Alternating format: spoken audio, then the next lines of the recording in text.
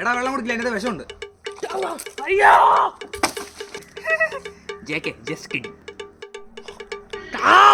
അവന്റെ ഒരു എന്റെ കുട്ടി.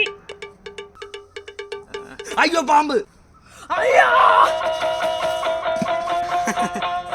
ജസ്റ്റ് കിട്ടി.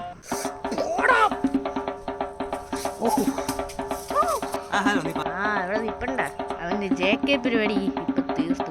എടാ മറ്റേ തേങ്ങ വീണോ, നീ ഓടി മാർക്കേ. എങ്ങനെയുണ്ടാ എന്റെ ജെകെ? Just kidding.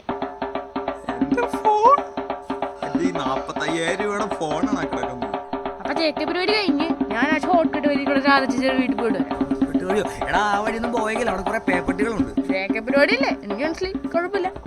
എന്നാ പോയി 2 കഴി മേടിച്ചിട്ട് ഓടാ.